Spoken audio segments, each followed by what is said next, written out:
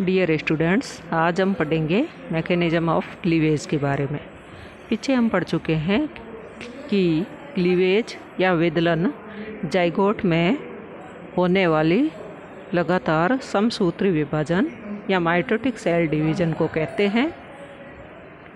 इनमें जाइगोट की साइज उतनी ही बनी रहती है, लेकिन कोशिकाओं की संख्या बढ़ती रहती है, जिससे कोशिकाओं की साइज छोटी होती रहती है।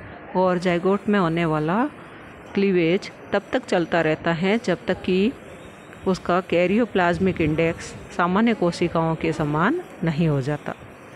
पीछे हम plans and patterns of cleavage के बारे में पढ़ चुके हैं, तो आज हम पढ़ेंगे मैकेनिज्म ऑफ क्लीवेज के बारे में। विदलन की क्रियाविधि, इसका नियंत्रण दो कारकों के द्वारा होता है, जिसमें से फर्स्ट है रेगुलेशन ऑफ क्लीवेज साइकिल या विदलन चक्र का नियंत्रण।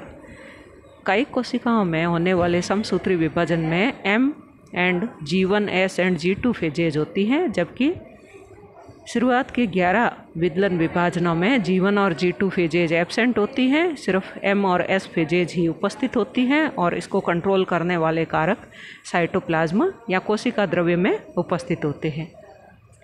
वे कारक जो कि डीएनए संश्लेषण और कोशिका विभाजन को नियंत्रित करते हैं, उनको MPF या मैचुरेशन प्रमोटिंग फैक्टर कहते हैं। और यह साइक्लिक प्रोसेस के रूप में चक्रीय प्रक्रम के रूप में कार्य करते हैं। यह M फेज में सक्रिय रहते हैं और S फेज में MPF इनएक्टिव या निष्क्रिय हो जाते हैं। According to Edgar and Farrell, Edgar और फॉरेल के अनुसार एक स्ट्रिंग जीन MPF के लिए धनात्मक नियामक का कार्य करती है और प्रथम 13 विदलन विभाजनों में mRNA के द्वारा एक स्ट्रिंग प्रोटीन का निर्माण किया जाता है। अगर केंद्रक अपने mRNA का ट्रांसक्रिप्शन या अनुवादन नहीं कर सकता है, तब कोशिका विभाजन नहीं होता है। Thus the cell divide which having synthesis of string protein, इस प्रकार से वही कोशिका विभाजित होती है जिसमें कि स्ट्रिंग प्रोटीन का संश्लेषण होता है। सेकंड है मैकेनिज्म ऑफ साइटोकाइनेसिस, कोशिका द्रव्य विभाजन की क्रियाविधि। इसके लिए कई सारी थ्योरीज या सिद्धांत दिए गए थे, लेकिन उसमें से कॉन्ट्रैक्टाइल रिंग थ्योरी या संकुचन वलय सिद्धांत सर्वाधिक मान्य है। जैसा कि चित्र में दिखाया गया है, इसके कॉर्टेक्स भाग को, जाइगोट के कॉर्टेक्स भाग को जब माइक्रोस्कोप में देखते हैं तो इसमें फिंगर लाइक प्रोजेक्शंस बाहर की तरफ निकले हुए हैं, जिनको माइक्रोविलाई कहते हैं। और इनमें माइक्रोफिलामेंट्स उपस्थित होते हैं और इसके कॉर्टेक्स भाग में योक उपस्थित है। जब साइटोकाइनेसिस की क्रिया शुरू होती है तो कोशिका के बीचों बीच में एक रिंग बनना शुरू होती है, वलय बनना शुरू होता है, और वहाँ से कोशिका में कॉन्ट्रैक्शन की क्रिया शुरू होती है। तो सेकंड डायग्राम में इसमें cross section of microfilament in contractile ring, तो यहाँ पर माइक्रोफिलामेंट्स की अरेंजमेंट को दिखाया गया है और नीचे की तरफ माइटोकॉन्ड्रिया उपस्थित है। थर्ड डायग्राम में माइक्रोफिलामेंट इन कॉन्ट्रैक्टाइल रिंग, कॉन्ट्रैक्टाइल रिंग में माइक्रोफिलामेंट्स की व्यवस्था एंड न्यूक्लियस रीफॉर्मिंग, केंद्रक जो कि 1 से 2 बन चुके हैं, और सेंट्रियोल को दिखाया गया है, और माइक्रोट्यूबुल इन स्पिंडल रेमनेंट को दिखाया गया है। एनाफेज अवस्था में माइक्रोट्यूबुल्स के चारों ओर स्पिंडल फाइबर के इक्वेटोरियल साइड पर डेंस मैटर इकट्ठा होना शुरू हो जाता है। यहाँ पर एनाफेज अवस्था में जो सूक्ष्म नलिकाएं हैं, उनके चारों ओर टर्कू रेशों के विश्वतीय क्षेत्र पर सघन पदार्थ इकट्ठा होना शुरू हो जाता है। और टीलोफेज में स्पिंडल माइक्रोट्यूबुल्स रीअरेंज होती है, रेशों की सूक्ष्म नलिकाएं पुनर्व्यवस्थित होती हैं, and at the end of telophase they disappears, और टीलोफेज अवस्था के अंत में वे विलुप्त हो जाती है। बट इन इक्वेटोरियल साइड, लेकिन विश्वतीय क्षेत्र में नंबर ऑफ माइक्रोट्यूबुल्स इंक्रीजेज, सूक्ष्म नलिकाओं की संख्या बढ़ती है, and mixes with dense matter in vesicles, और वेसिकल्स में उपस्थित सघन पदार्थ के साथ में मिल जाती है और मध्यकाय या मिड बॉडी बनाती है। Formation of furrow on cell surface, कोशिका की सतह पर खांच का निर्माण होता है which deeps and deeps in middle part, जो कि मध्य भाग में गहरे से गहरा होता जाता है। द सेल सेपरेट्स, इस प्रकार से कोशिका विभाजित होती है।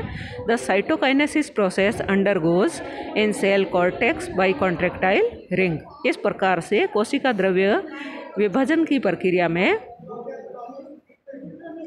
कोशिका के कॉर्टेक्स भाग में, वल्कुट भाग में संकुचन वलय का निर्माण होता है। तो संकुचन वलय के द्वारा कोशिका द्रव्य का विभाजन होता है। नेक्स्ट है कंट्रोल ऑफ क्लीवेज पैटर्न, विदलन प्रतिरूपों का नियंत्रण। विदलन प्रतिरूपों का नियंत्रण 4 कारकों के द्वारा नियंत्रित होता है। फर्स्ट है योग या पीतक, जैसा कि बेल्फोर के नियम में बताया गया है। क्लीवेज रेट या विदलन की दर जो है योग की मात्रा के व्युत कर्मानुपाती होती है। Cleavage rate is inversely proportional to amount of योग।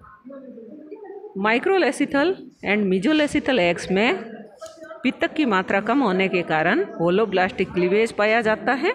सूक्ष्म पीतकी और मध्यम पीतकी अंडों में पित्तक की मात्रा या योग की मात्रा कम होने के कारण पूर्ण भंजी विदलन पाया जाता है।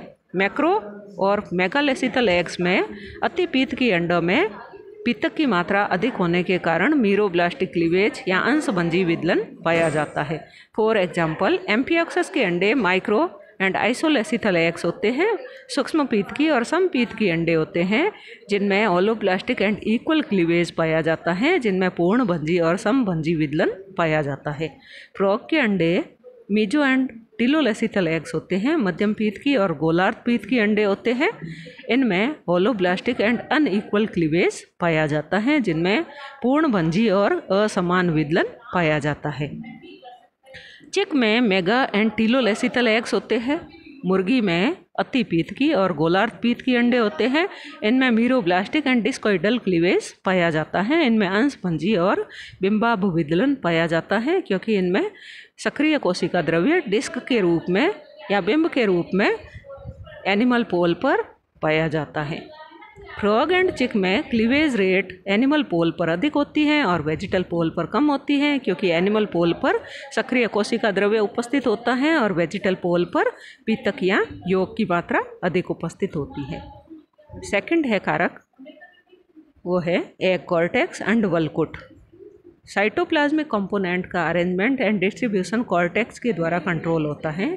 कोशिका द्रव्य घटकों की व्यवस्था और उनका वितरण अंड वल्कुट के द्वारा नियंत्रित किया जाता है। फॉर एग्जाम्पल एप्लाइसिया में सुप्रा इक्वेटोरियल स्पेस में विटामिन सी की रिंग पाई जाती है। अगर अंडे को सेंट्रीफ्यूग किया जाए, अपकेंद्रित किया जाए, तो इसमें विटामिन सी जो है वो अपकेंद्रित हो जाता है। लेकिन जब इसमें सेंट्रीफ्यूग करना बंद करते हैं या इसको अपकेंद्रित करना बंद करते हैं तो वापस सुप्रा इक्वेटोरियल स्पेस पर विटामिन सी की रिंग बन जाती है। इससे स्पष्ट होता है कि सेंट्रीफ्यूग के द्वारा कॉर्टेक्स वाले भाग को प्रभावित नहीं किया जा सकता है। थर्ड फैक्टर है माइटोटिक स्पिंडल, समसूत्री तर्कु। क्लीवेज फरो जो है वो माइटोटिक स्पिंडल के हमेशा लंबवत या समकोण पर उपस्थित होता है। फॉर एग्जाम्पल सी अर्चिन के एग को 2 कवर स्लिप के मध्य दबाकर रखने पर क्लीवेज जो कि मेरीडायनल होनी चाहिए, रेखांशिक होनी चाहिए, उसके स्थान पर वर्टिकल हो जाती है, क्योंकि माइटोटिक स्पिंडल की डायरेक्शन चेंज हो जाती है। फोर्थ है विस्कोसिटी या श्यानता। क्लीवेज से पहले कॉर्टेक्स एरिया की विस्कोसिटी बढ़ जाती है, श्यानता बढ़ जाती है तथा क्लीवेज फरो कॉर्टेक्स एरिया में एक जेल लाइक लोकेलाइज्ड थिकनेस के कारण कंप्लीट होता है, क्योंकि यह भाग स्पिंडल और एस्टर फॉर्मेशन का कार्य करता है। इसके बाद में है ब्लास्टुलेशन। तो यह इम्पोर्टेंट प्रक्रिया है, इम्पोर्टेंट क्वेश्चन है जो कि परीक्षा में पूछा जाता है। जाइगोट जो कि 2n स्ट्रक्चर है, डिप्लॉयड स्ट्रक्चर है, इसमें बारंबार क्लीवेज डिवीजन होते हैं जिससे कि एक सॉलिड स्ट्रक्चर बनती है जिसको मोरूला कहते हैं। इसमें 16 to 32 सेल्स उपस्थित होती है, क्योंकि यह संरचना मोरस फ्रूट के समान होती है और मोरस जो है वो लैटिन भाषा में मलबरी को कहते हैं, शहतूत को कहते हैं। तो इस प्रकार से यह शहतूत के फल के समान दिखाई देती है, इसलिए इस स्ट्रक्चर को मोरूला कहते हैं। आगे चल कर के इसमें बीच में सेंट्रल पार्ट में एक कैविटी बनना शुरू हो जाती है और इसमें जो कोशिकीय भाग है इसमें ब्लास्टोमियर्स जो है वो परिधि की तरफ, पेरिफेरी की तरफ अरेंज हो जाते हैं और परिधि की तरफ यह सिंगल लेयर्ड स्ट्रक्चर का निर्माण करते हैं, जिसको ब्लास्टोडर्म कहते हैं और बनने वाली कैविटी को ब्लास्टोसील कहते हैं। ब्लास्टोडर्म डेस्मोसोम्स के द्वारा आपस में जुड़े हुए होते हैं और इस स्ट्रक्चर को ब्लास्टुला कहते हैं और इसके बनने की प्रक्रिया को ब्लास्टुलेशन कहते हैं। Types of blastulae in different animals, यह इम्पोर्टेंट क्वेश्चन है जो कि 7.5 नंबर का परीक्षा में पूछा जाता है। इसमें फर्स्ट है सीलोब्लास्टुला या प्रगुही कोरक। यह Echinodermata, amphioxus, cephalochordates and Coelenterata में पाया जाता है। इसमें बाहर की तरफ सिंगल लेयर्ड स्ट्रक्चर है जिसको ब्लास्टोडर्म कहते हैं और इसमें बीच में ब्लास्टोसील या सेगमेंटेशन कैविटी है। यह सारे ब्लास्टुला में सबसे बड़े आकार की होती है और इसमें म्यूकोपॉलीसैकेराइड्स भरा हुआ होता है। सेकंड है एम्फीब्लास्टुला, उभयकोरक। यह फ्रॉग और स्पंज में पाया जाता है। फ्रॉग में क्योंकि एग्स मीजोलेसिथल एंड टीलोलेसिथल एग्स होते हैं, इसलिए एनिमल पोल पर क्लीवेज रेट अधिक है। इस कारण से यहाँ पर कोशिकाओं की संख्या अधिक बनती है लेकिन आकार में छोटी होती है। वेजिटल पोल पर पितक की मात्रा अधिक होने के कारण यहाँ पर क्लीवेज रेट कम होती है, बनने वाली कोशिकाएं संख्या में कम होती हैं लेकिन आकार में बड़ी होती है। तो एनिमल पोल पर उपस्थित छोटे आकार की कोशिकाओं को माइक्रोमियर्स कहते हैं और वेजिटल पोल पर बनने वाली बड़े आकार की कोशिकाओं को मेगामियर्स कहते हैं। और बीच में ब्लास्टोसील बनती हैं। ब्लास्टोसील थोड़ी सी एनिमल पोल की तरफ डिस्प्लेस हो जाती है। स्पंज में बनने वाले ब्लास्टुला को स्विमिंग लार्वा भी कहते हैं क्योंकि इसमें माइक्रोमियर्स में फ्लैजिला उपस्थित होते हैं। थर्ड है डिस्कोब्लास्टुला या बिंबकोरक। यह बर्ड्स, रेप्टाइल्स और फिशेज में पाया जाता है जिनमें कि एग्स पॉलीलेसिथल एग्स होते हैं, अतिपीत की अंडे होते हैं। उनमें सक्रिय कोशिका द्रव्य एनिमल पोल पर एक डिस्क के रूप में उपस्थित होता है। यहाँ पर क्लीवेज डिवीजन शुरू होते हैं। बनने वाली कोशिकाएं आकार में छोटी होती हैं और डिस्क के रूप में होती है। और जब ऊपरी भाग में कई सारी कोशिकाओं की परतें बन जाती हैं तो वो नीचे उपस्थित यॉर्क से कुछ ऊपर उपस्थित रहती हैं, तो नीचे उपस्थित कैविटी को सब जर्मिनल कैविटी कहते हैं। फिर यहाँ पर बनने वाली कोशिकाओं में से कुछ अपेक्षाकृत बड़े आकार की कोशिकाएं एमीबॉइड मूवमेंट करते हुए नीचे की तरफ आती हैं और सब जर्मिनल कैविटी के छत के ऊपर एक परत के रूप में इकट्ठी हो जाती है। तो इस प्रकार से 1 से 2 परतें बन जाती हैं जैसा कि चित्र में दिखाया गया है। ऊपर वाली परत को एपीब्लास्ट कहते हैं और नीचे वाली परत को हाइपोब्लास्ट कहते हैं। इनमें परिधि की तरफ उपस्थित कोशिकाएं जो कि यॉर्क के संपर्क में रहती हैं, इस वाले भाग को एरिया ओपेका कहते हैं या अपारदर्शी भाग कहते हैं। और बीच वाला भाग जिसकी कोशिकाएं यॉर्क के संपर्क में नहीं है, पितक के संपर्क में नहीं है, इस क्षेत्र को एरिया पेल्यूसिडा कहते हैं या इसको स्वच्छ क्षेत्र कहते हैं। और एपीब्लास्ट और हाइपोब्लास्ट के बीच में ब्लास्टोसील उपस्थित होती है। नेक्स्ट है, फोर्थ है पेरीब्लास्टुला या सतही कोरक, या इसको सॉलिड ब्लास्टुला भी कहते हैं या इसको सुपरफिशियल ब्लास्टुला भी कहते हैं।